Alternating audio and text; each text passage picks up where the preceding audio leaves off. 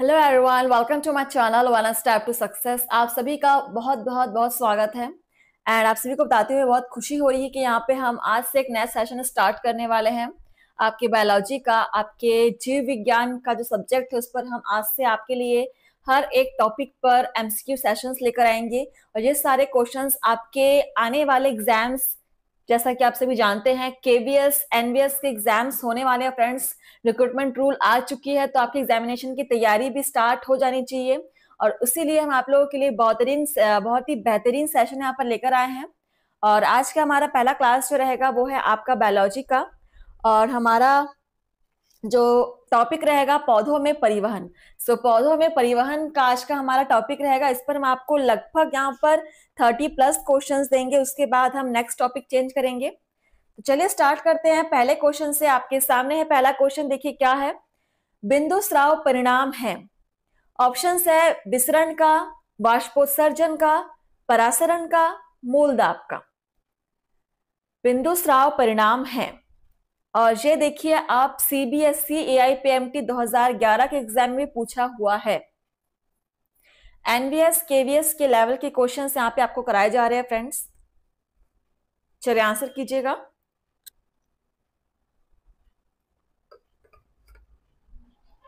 बिंदु स्राव परिणाम है। यहाँ पे हमारा राइट आंसर क्या हो जाएगा?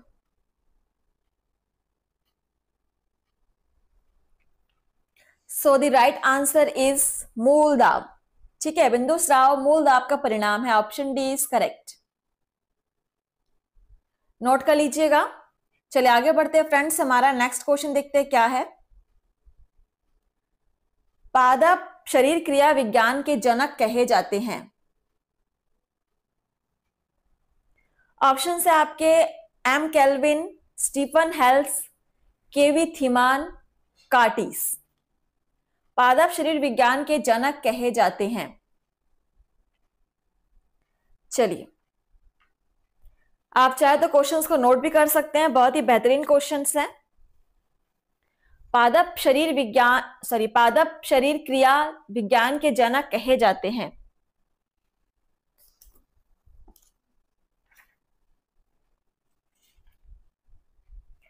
The right answer is Stephen Hales. Stephen Hales, option B. Next question number third. अति पराशरी जल में रखने पर कोशिका जीवद्रव्य कुंचन करती है। जीवद्रव्य कुंचन आप सभी समझते हैं क्या होता है। तो कोशिका भित्ति तथा जीवद्रव्य कुंचित पदार्थ के बीच का स्थान भरा होता है। किससे भरा होता है?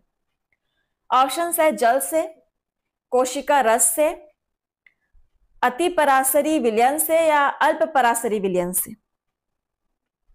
ये आपको आप समझने वाला क्वेश्चन है, समझिएगा और उसके बाद आंसर कीजिएगा कि किसी कोशिका को अति पराशरी विलयन में रखने पर वो जीवद्रव्य कुंचन करती है।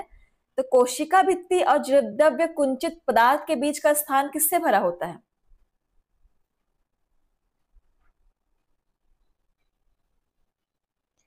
बहुत ही सिंपल सा आंसर है। हमने कोशिका को रखा है अति पराशरी विलयन में, तो अति पराशरी विलयन ही वहां भरा होगा। So option C is correct. Next question number 4। सर्वोच्च परासरणीय दाब होता है लवणोद्भिद में, समोद्भिदों में, शुष्कोद्भिदों में, लिथोफाइट्स में।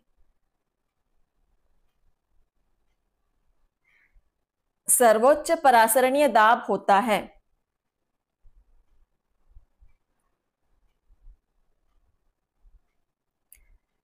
सर्वोच्च परासरणीय। सबसे पहले आपको परासरण दाब समझना होगा। परासरण दाब क्या होता है?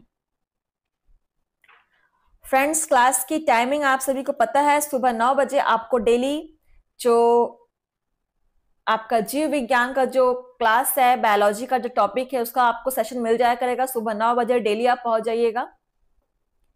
चलिए तो यहां पर देखिए आंसर क्या हो जाएगा। लवणोद्भिदों में सर्वोच्च परासरणीय दाब होता है लवणोद्भिदों में। Option first is correct. Next question number 5। बाष्पोत्सर्जन निम्नलिखित में से किसकी अभिव्यक्ति है? स्फीति दाब, भित्ति दाब, मूल दाब, इनमें से कोई नहीं। वाष्पोत्सर्जन निम्नलिखित में से किसकी अभिव्यक्ति है? क्वेश्चन को समझिए। अभी तक एनडीएस केवीएस में जितने भी सारे क्वेश्चंस आए हुए हैं, सभी प्रीवियस ईयर क्वेश्चंस भी यहाँ पर आपको देखने को मिलेंगे। अभी तक जितने भी सारे कॉम्पिटिटिव एग्जाम्स होते हैं, सभी से जो इंपॉर्टेंट क्वेश्चंस है उनको लेकर यहाँ पे एक नया आपका सेशन बनाया हुआ है। सो वाष्पोत्सर्जन निम्नलिखित में से किसकी अभिव्यक्ति है? स्फीति दाब की। Option first is correct, note कर लीजिएगा। नेक्स्ट है हमारा क्वेश्चन नंबर 6। पौधों में अधिकांश जल अवशोषण होता है? मूल गोप से, मूलाग्र से, मूल रोम से, विभज्योतिकी क्षेत्र से। पौधे में अधिकांश जल अवशोषण किस भाग से होता है? और ये सभी भाग से आप आई होप परिचित होंगे। मूल गोप किसे कहते हैं? मूल रोम। पौधों की जड़ों में जो साइड से जो रोम निकले होते हैं उनको मूल रोम कहते हैं। विभज्योतिकी क्षेत्र, जहां पर कोशिकाओं के विभाजन की क्षमता होती है। तो अधिकांश जल अवशोषण की क्षमता मूल रोम में होती है। ठीक है, option C is correct. Question number 7। रंध्र दिन में खुलते हैं क्योंकि रक्षक कोशिकाओं में। ऑप्शन है बाह्य भित्ति पतली होती है, वृक्क का आकार के होते हैं, हरित लवक होते हैं, बृहद केंद्रक होते हैं। तो रंध्र दिन में खुलते हैं क्योंकि रक्षक कोशिकाओं में ऐसा क्या होता है कि रंध्र दिन में ही खुलते हैं?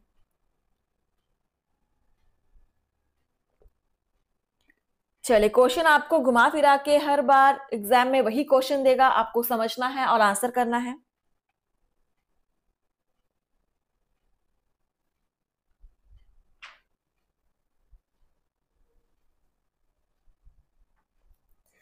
रंध्र दिल में ही खुलते हैं क्योंकि रक्षक कोशिकाओं में हरित लवक होते हैं। ठीक है, option C is correct. Next question number है हमारा 8।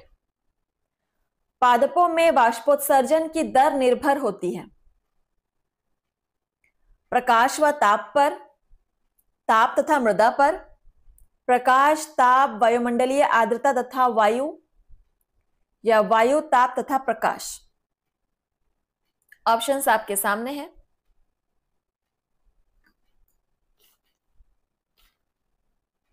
पादपों में वाष्पोत्सर्जन की दर निर्भर होती है। सभी क्लास को शेयर कीजिएगा। एनबीएस केवीएस के आने वाले रिक्रूटमेंट एग्जाम्स के लिए यहां पर आपकी तैयारी आज से स्टार्ट हो चुकी है। सो यहां पर देखिए आंसर हो जाएगा आपका वाष्पोत्सर्जन की दर जो होती है वो प्रकाश, ताप, वायुमंडलीय आर्द्रता तथा वायु, इन सभी पर निर्भर करती है। So option C is correct. बहुत ही सिंपल से क्वेश्चन से हम स्टार्ट कर रहे हैं, धीरे धीरे यहाँ पे आपकी डिफिकल्टी लेवल को बढ़ाया भी जाएगा। नेक्स्ट है हमारा क्वेश्चन नंबर 9। बिंदु स्राव किसके द्वारा होता है? बहुत इंपॉर्टेंट क्वेश्चन। रंध्र, जल रंध्र, मूल रोम, पुष्प कलियां।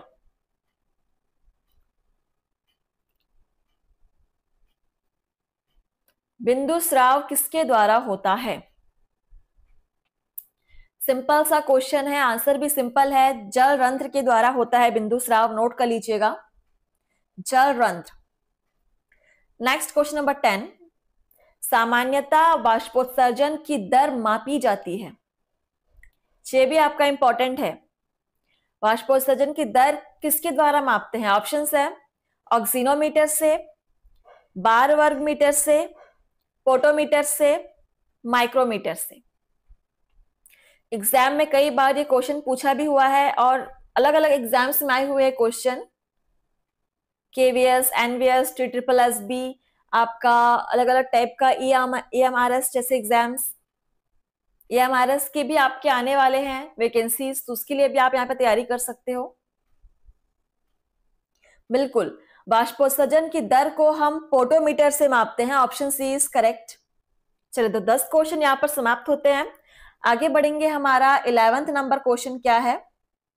चलिए, आई होप आप सभी को यहाँ पे क्वेश्चन समझ में आ रहे होंगे। तो देखिए यहाँ पर पहला क्वेश्चन 11 नंबर क्वेश्चन क्या है? परासरण एक क्रिया है जिसमें, ऑप्शंस देखिए, जल निम्न स्तर से उच्चस्थ सांद्रता की ओर विस्तृत हो, विलय निम्न स्तर से उच्चस्थ सांद्रता की ओर विस्तृत हो, आयनों का सक्रिय अभिगमन हो, आयनों का निष्क्रिय अभिगमन हो। तो परासरण में कौन सी क्रिया होती है इनमें से? बहुत ही अच्छा और इंपॉर्टेंट क्वेश्चन है। परासरण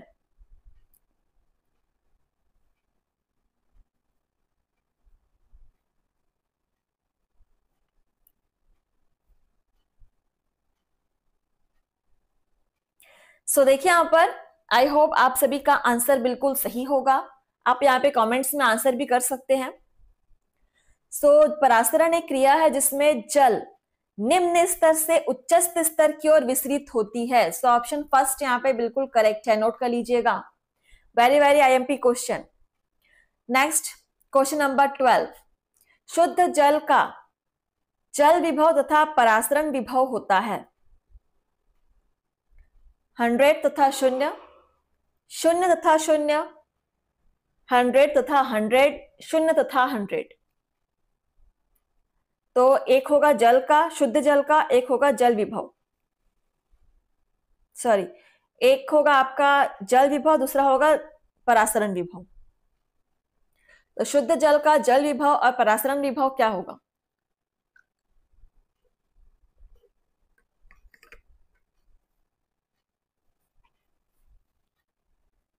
शुद्ध जल का जल विभव जो होता है 0 होता है और परासरण विभव भी 0 ही होता है। नोट कर लेंगे। Option B is correct. Next question number 13। वाष्पोत्सर्जनाकर्षण जल ससंजनवाद के प्रतिपादक हैं जेसी बोस, गोल्डस्वस्की, डिक्सन एवं जॉली, बोहम। बाष्पोत्सर्जनाकर्षण तथा जल ससंजनवाद के प्रतिपादक कौन है? अब ऐसे क्वेश्चन आपको रटना पड़ेगा जो आपके किसने क्या रिसर्च किया था, कौन से वैज्ञानिक ने क्या खोज की थी। ये सारे क्वेश्चंस तो आपको बिल्कुल याद करने ही पड़ेंगे। बाकी जो समझने वाले क्वेश्चन है उनको आप समझिए, रटिए मत। चलिए, तो इसके प्रतिपादक जो है वो है डिक्सन एवं जॉली। ठीक है, option C is correct. Note कर लीजिएगा। नेक्स्ट क्वेश्चन नंबर हमारा 14। निम्नतम जल धारण क्षमता वाली मृदा है, मतलब कौन सी मिट्टी में सबसे कम जल धारण करने की क्षमता होती है? ऑप्शन है आपके चिकनी मृदा, दोमट मिट्टी, बलुआ मृदा, इनमें से कोई नहीं। बहुत ही इजी आंसर है इसका। सबसे निम्नतम जल धारण करने वाली मृदा जो है वो है बलुआ मिट्टी। ठीक है, सबसे कम जल धारण कर सकती है। Option C is correct. Next है क्वेश्चन नंबर 15। शाकीय पौधों का तना काट देने पर जाइलम रस का रिसना किस कारण संभव है? निष्क्रिय अवशोषण से, मूल दाब से, बिंदु स्राव से, बाष्पोत्सर्जन की उपस्थिति से। आपको पता होना चाहिए हम पादपों की परिवहन से रिलेटेड यहां पर क्वेश्चंस कर रहे हैं, पादपों में परिवहन वाले। इसके आपको लगभग 30+ क्वेश्चंस हम देंगे, उसके बाद हम टॉपिक चेंज करेंगे। चलिए, जितना हो सके आप डेली प्रैक्टिस कीजिए और क्लास को आप एंड तक अटेंड कीजिए। हर एक क्वेश्चन इंपॉर्टेंट है। अगर आप भी केवीएस, एनवीएस जैसे एग्जाम्स क्लियर करना चाहते हैं, सेंट्रल गवर्नमेंट में आप जॉब करना चाहते हैं, तो बिल्कुल आप यहाँ पर जुड़ जाइए हमारे साथ। तो हमारा क्वेश्चन है, शाकीय पौधों का तना काट देने पर जाइलम रस रिसना किस कारण संभव है? तो हमारा आंसर हो जाएगा यहाँ पे मूल दाब से। ठीक है, option B is correct. Question number 16। Sir J C Bose ने रसारोहण की क्रिया को समझाने के लिए प्रतिपादित किया था? रिले पंपवाद, स्पंदनवाद, बाष्पोत्सर्जनाकर्षणवाद, केशिका बलवाद।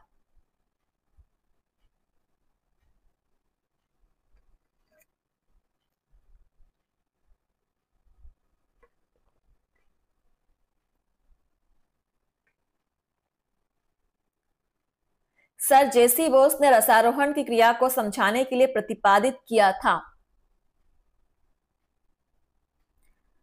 आंसर क्या हो जाएगा? स्पंदनवाद, ऑप्शन बी इज करेक्ट। अच्छा, अगर यहाँ पे कुछ क्वेश्चंस अगर आपको इंग्लिश में चाहिए तो हम इंग्लिश में भी आपको प्रोवाइड करेंगे, बिल्कुल। बस अब आप कमेंट्स थ्रू बताएंगे कि आपको इंग्लिश में क्वेश्चंस चाहिए कि हिंदी में चाहिए। चलिए, नेक्स्ट है हमारा क्वेश्चन नंबर 17। रंध्रों के खुलने एवं बंद होने में सहायक आयन है? Manganese ion, magnesium ion, calcium ion या पोटेशियम आयन। एंड आप देख सकते हैं सारे क्वेश्चन किसी ना किसी एग्जाम में आए हुए हैं, इंपॉर्टेंट है। रंध्रों के खुलने एवं बंद होने में सहायक आयन, बिल्कुल potassium ion, option D is correct. चलिए, नेक्स्ट है हमारा क्वेश्चन नंबर 18। जब एक कोशिका पूर्णतया स्फीति हो तो शून्य क्या होगा? परासरण दाब, भित्ति दाब, स्फीति दाब, विसरण दाब न्यूनता। जब एक कोशिका पूर्णतया स्फीति हो तो शून्य क्या होगा?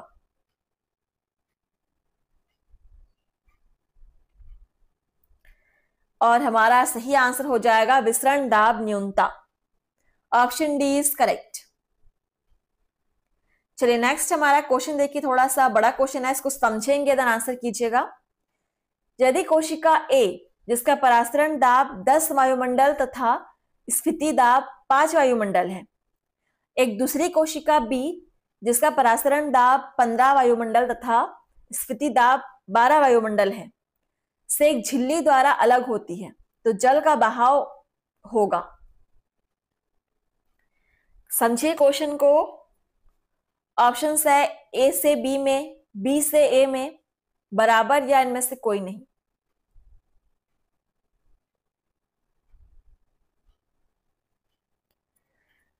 एम्स में आया हुआ है ये क्वेश्चन, आप देख सकते हैं।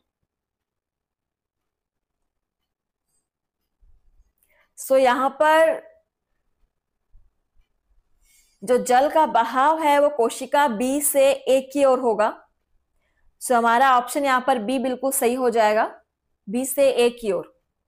चलिए, नेक्स्ट है हमारा क्वेश्चन नंबर 20।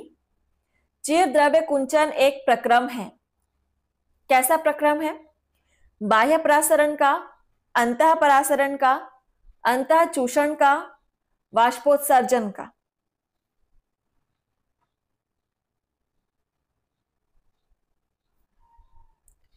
चलिए, आई होप सभी को यहां पर क्वेश्चन क्लियरली दिखाई दे रहा होगा, समझ में भी आ रहा होगा। जीव द्रव्य कुंचन एक प्रक्रम है, किस प्रकार का प्रक्रम है ये?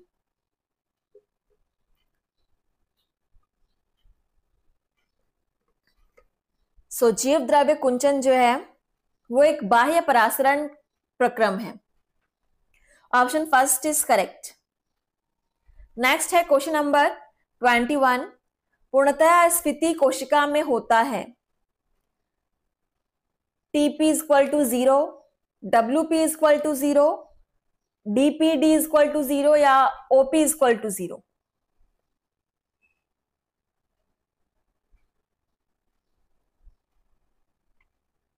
पूर्णतः स्फीति कोशिका में किस प्रकार की कंडीशन होती है? DPD is equal to 0। ठीक है, option C is correctly correct. Next है हमारा क्वेश्चन नंबर 22। रंध्रों के खुलने और बंद होने की व्याख्या करने वाली पोटेशियम आयन विनिमय परिकल्पना प्रतिपादित की थी। इनमें से किस वैज्ञानिक ने? ऑप्शंस है मैनर्स ने, लेविट ने, स्टीवार्ड ने या सेयरे ने।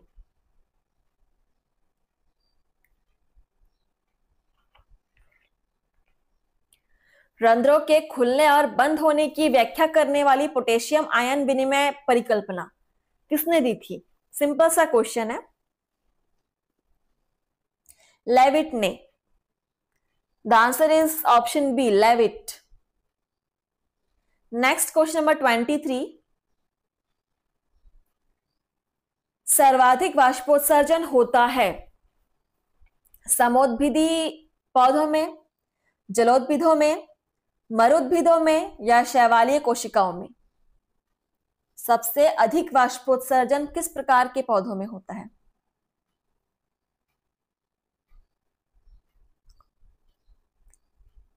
सो यहां पर राइट आंसर क्या होगा?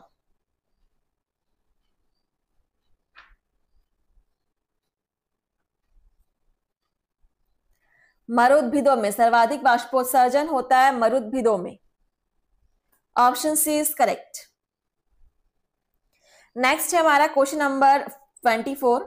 साइटोकाइनिन सहायक होता है कोशिका विभाजन में, कोशिका के दीर्घीकरण में, शीर्ष प्रभाविता में, इन सभी में? साइटोकाइनिन एक प्लांट हार्मोन है, सभी ने सुना है। सो आपको बताना है कि इसका कार्य क्या है साइटोकाइनिन का। प्लांट में और भी बहुत सारे हार्मोन्स जिनके अलग अलग कार्य हैं।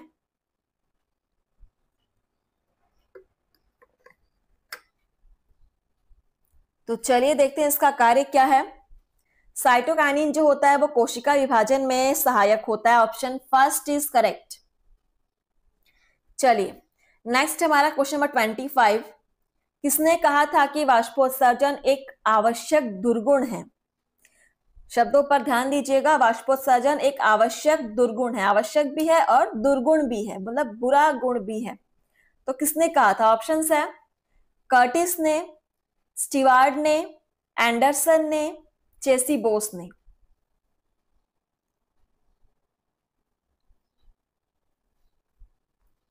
बहुत ही बेहतरीन क्वेश्चंस।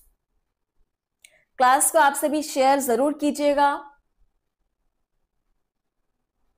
और जैसा कि मैंने कहा, अगर आपको इंग्लिश में चाहिए क्वेश्चन सीरीज तो वो भी आप हमें बता सकते हैं कमेंट्स थ्रू। हम पूरी कोशिश करेंगे आपके लिए इंग्लिश में हम सेशन लेकर आए। सो वाष्पोत्सर्जन एक आवश्यक दुर्गुण है, यह कथन कर्टिस ने कहा था। नोट कर लीजिएगा, इंपॉर्टेंट है, कर्टिस के द्वारा कहा गया है। Question number 26। रंध्रों के खुलने व बंद होने से संबंधित एंजाइम है RuBP carboxylase, PEP carboxylase, pyruvic kinase, alpha amylase. इनमें से कौन सा एंजाइम है जो रंध्रों के खुलने व बंद होने से संबंधित है? Very very IMP question.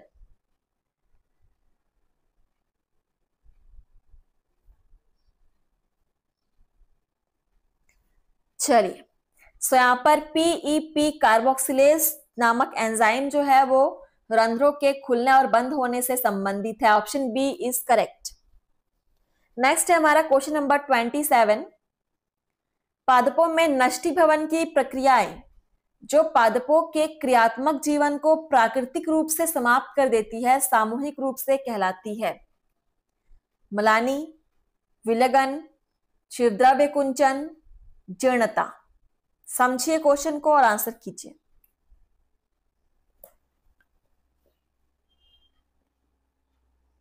पादपों में नष्टीभवन की क्रियाएं जो सामूहिक रूप से जीर्णता कहलाती है। ऑप्शन डी इज करेक्ट, जीर्णता। Next question number 28।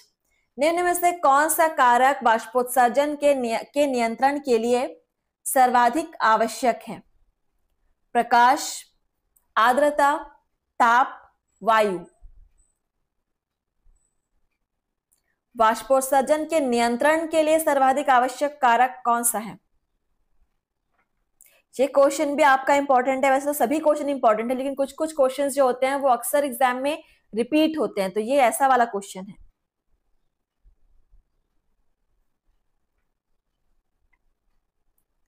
तो वाष्पोत्सर्जन के नियंत्रण के लिए सर्वाधिक आवश्यक कारक जो है, फैक्टर जो है, वो है प्रकाश। ऑप्शन फर्स्ट, प्रकाश। चलिए नेक्स्ट क्वेश्चन नंबर 29। पत्तियों पर पीएमए, पीएमए का फुल फॉर्म दिया हुआ है फेनिल मर्क्यूरिक एसिटेट के छिड़काव से क्या होता है? ऑप्शंस देखिए, बिंदुस्राव की दर बढ़ जाती है, जल अवशोषण की दर बढ़ जाती है, बाष्पोत्सर्जन की दर कम हो जाती है, बाष्पोत्सर्जन की दर बढ़ जाती है। चलिए बताइए आंसर।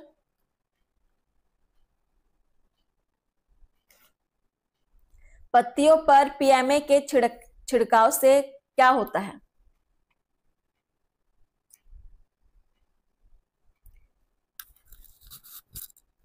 वाष्पोत्सर्जन की दर कम हो जाती है। नोट कर लीजिएगा, वाष्पोत्सर्जन की दर कम हो जाती है। Option C is correct. Next है हमारा क्वेश्चन नंबर 30। निम्न में से किसमें वाष्पोत्सर्जन की दर अधिक होती है? CAM पौधे में, C3 पौधे में, C4 पौधे में, या B एवं C दोनों? तो किस टाइप के प्लांट्स में वाष्पोत्सर्जन की दर सबसे अधिक होती है? C4 प्लांट्स में, C4 पौधे में। Option C is correct. चलिए CC आ रहा है सब चीजों में।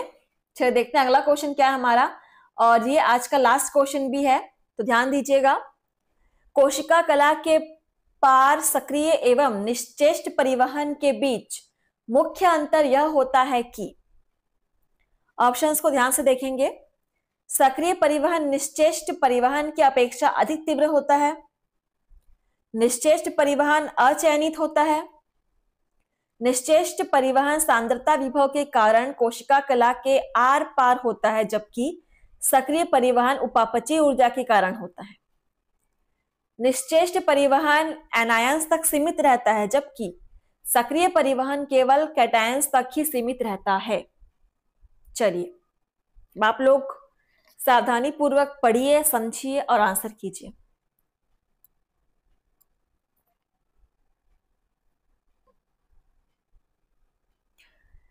एंड क्लास को शेयर करना मत भूलिएगा, और क्लास कैसा लगा, क्वेश्चंस कैसे लगे आप सभी को, आप हमें कमेंट्स थ्रू जरूर बताएंगे। अगर आपके कमेंट्स अच्छे रहे तो हम कंटिन्यू ऐसे ही सीरीज लेकर आते रहेंगे, और अगर आपको इंग्लिश में चाहिए होंगे क्वेश्चंस तो भी आप हमें बताएंगे कमेंट्स थ्रू। हम कोशिश करेंगे कि आप लोगों के लिए इंग्लिश में भी हम क्लास अरेंज कर पाए। सो यहाँ पर आंसर क्या हो जाएगा? कोशिका कला के पार सक्रिय एवं निश्चेष्ट परिवहन के बीच मुख्य अंतर क्या होगा?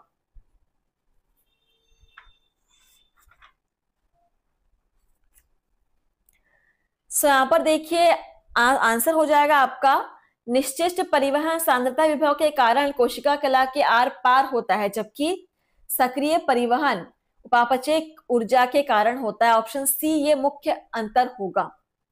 तो चलिए आज का जो सेशन है यहीं पर समाप्त होता है। आपका एक्सपीरियंस कैसा रहा आप बताएंगे, एंड इसी प्रकार से आप डेली क्लास अटेंड कीजिए और बने रहिए हमारे साथ। थैंक यू फ्रेंड्स, धन्यवाद। मिलता है आपसे नए क्लास में नए टॉपिक के साथ। Thank you.